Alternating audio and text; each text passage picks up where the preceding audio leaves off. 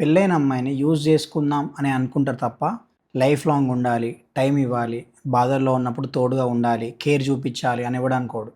వాడికి మూడొస్తేనే నువ్వు కావాలి. అంతే తప్ప నీ హెల్త్ ఎలా ఉంది, టైంకి తింటున్నావా లేదా, ఇవి వాడికి అవసరం లేదు. స్టార్టింగ్‌లో పట్టించుకున్నట్టే యాక్టింగ్ చేస్తాడు. బట్ వన్స్ నువ్వు వాడికి పడిపోయిన తర్వాత, ఫిజికల్‌గా ఉన్న తర్వాత, వాడికి అవసరం ఉన్నప్పుడే నీతోని మాట్లాడతాడు. వెంట్రుకలా తీసి పడేస్తాడు. మీరేం చేస్తారు? మీ హస్బెండ్‌తోని వీడిని కంపేర్ చేస్తారు. మా హస్బెండ్ నాతో టైమే స్పెండ్ చేయడు, కేరింగ్ ఏమి ఉండదని చెప్పేసి. మీ హస్బెండ్ రెస్పాన్సిబిలిటీస్‌లో పడిపోయి నీతో టైం స్పెండ్ చేయలేకపోవచ్చు. బట్ ప్రతి సెకండ్ అనుకుంటాడు నీకంటూ ఒక బెటర్ లైఫ్ ఇయ్యాలని చెప్పేసి. ఈ ప్రాసెస్‌లో నీతో టైం స్పెండ్ చేయలేకపోవచ్చు. ఒకటి గుర్తుపెట్టుకోండి, కష్టమైన, నష్టమైన నీతో లైఫ్ లాంగ్ ఉండేది నీ హస్బెండ్ ఒక్కడే. నీ బాడీ అండ్ నీ ఫిజిక్ మంచిగా ఉంటేనే ఇలాంటోళ్ళు నీ దగ్గరికొస్తారు. లేదా నీ ముఖం కూడా చూడరు. నువ్వు వాళ్ళది ప్రేమ అని ఎట్లా అనుకుంటావు అసలు?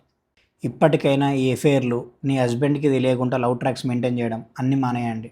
ఫర్దర్ కాంటెంట్ కోసం ఫాలో చేసుకొని పెట్టుకోండి.